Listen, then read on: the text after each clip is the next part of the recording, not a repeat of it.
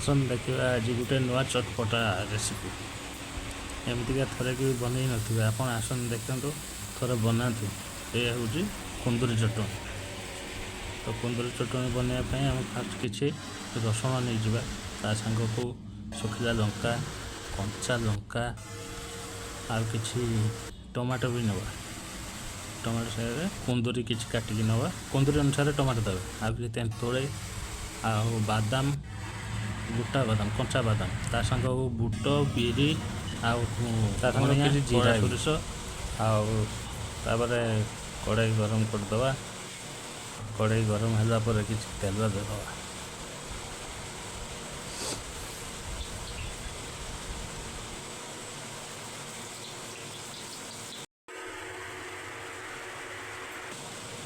बर्तमान कढ़ई गरम हो आम नहीं सब पकेवा। बर्तमान बादाम कड़ा सोरिष बिरी आउ जीरा गोटा धनिया ताको भाजवा कि भुसुंगा पत्र नवा कि भुसुंगा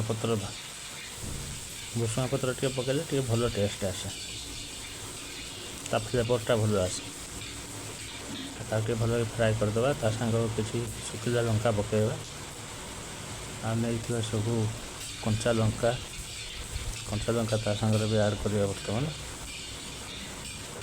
सब जुगाड़ कर जिनस ताको बर्तमान पकेवा।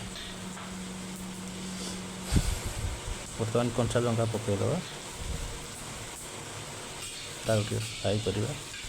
बेसी फ्राए करें लंकाटा को भी बेसी भाजबे सुखिला लंकाटा बेसी फ्राए हो गले भल फ्लेवर आसबन टे राग राग दरकार। तबे बर्तमान सब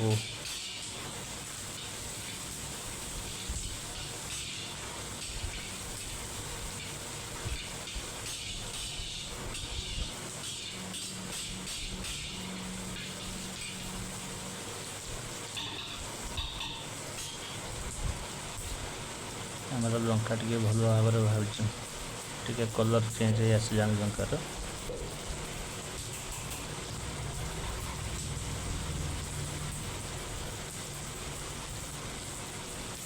जब किसी रसुण पकेवा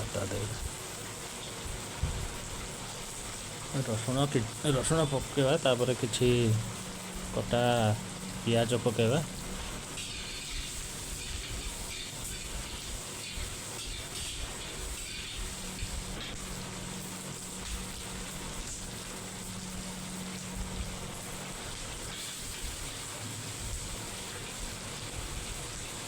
पियाज देखे बेसी पकेबेनी तापरे भल कि भाजीदे। तापर कि टमाटो आ ता सांगरे काटिथिबा कुंदुरी के भी ऐड करवा। बर्तमान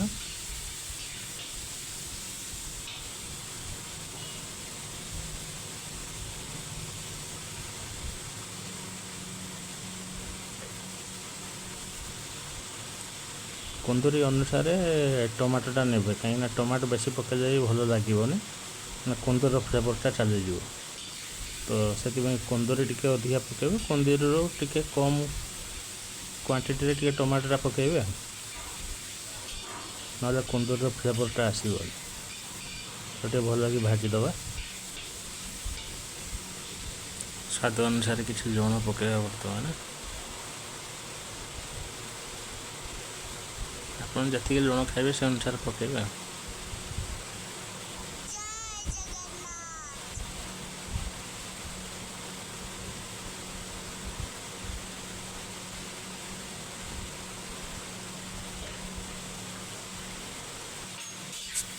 ताको टे भाजीदे भल के लुणटा जमी मिसी पूरा टे भल के भाजीदे।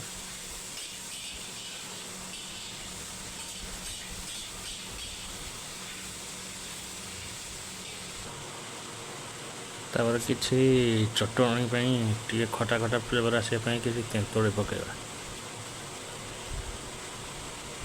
तेंतुळे टे पकेवा तापर टे भाजीदे।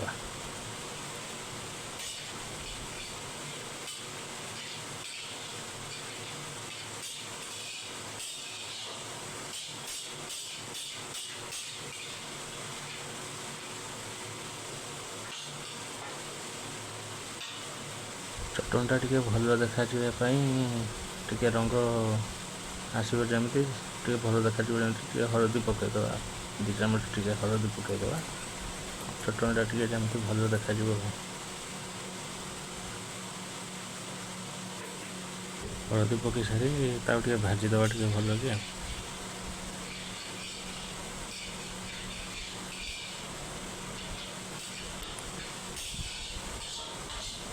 ଆକୁ ଭାଜି ସାରିଲା ପରେ ତାକୁ କିଛି ସମୟ ପାଇଁ ଢଙ୍କଣି ଲଗାଇ ଢାଙ୍କୁଡ଼ି ଦେବା।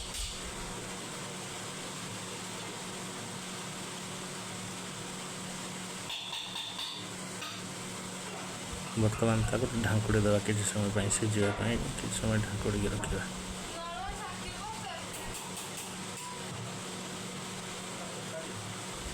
ମଝିରେ ମଝିରେ ତାକୁ ଖୋଲିକି ଟିକେ ଡାଙ୍ଗେଇ ଦେବା ପାଇଁ ପଡ଼ିବ, ମାନେ ତାକୁ ଟିକେ ଭାଜିବା ପାଇଁ ପଡ଼ିବ, ନହେଲେ ଲାଗିଯିବ ତଳ। ଲାଗିବାକୁ ଦେବେନି ଜମା। ତା ମଝିରେ ମଝିରେ ଖୋଲିକି ଟିକେ ଟିକେ ଭାଜି ଦେଉଛି।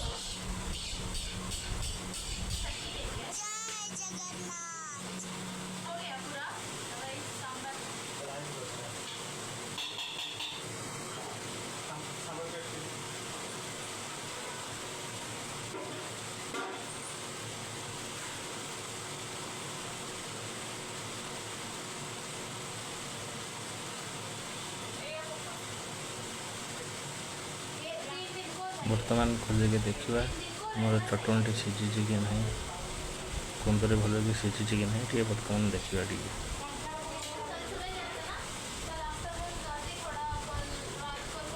ଆମର କୁନ୍ଦୁରି ଭଲ ଭାବରେ ଟିକେ ସିଝି ଆସିଲାଣି। ତାକୁ ବର୍ତ୍ତମାନ ଟିକେ ଭଲକି ଆଉ ଥରେ ଭାଜି ଦେଇକି ବାହାରକୁ ବାହାର କରିଦେବା, କିଛି ସମୟ ପାଇଁ ଥଣ୍ଡା ହେବା ପାଇଁ।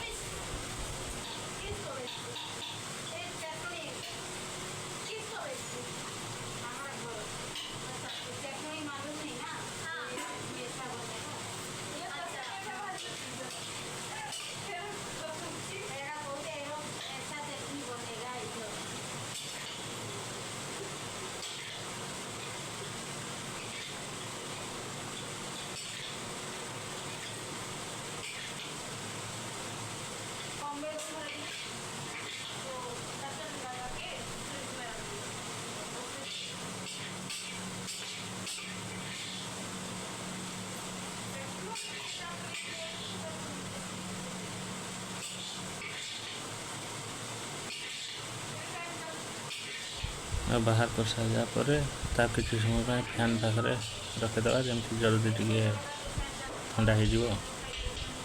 ଥଣ୍ଡା ହେଇଗଲା ପରେ ଆକୁ ପୁଣି ମିକ୍ସଚରରେ ମାନେ ପେଷିବା ପାଇଁ ପଡ଼ିବ।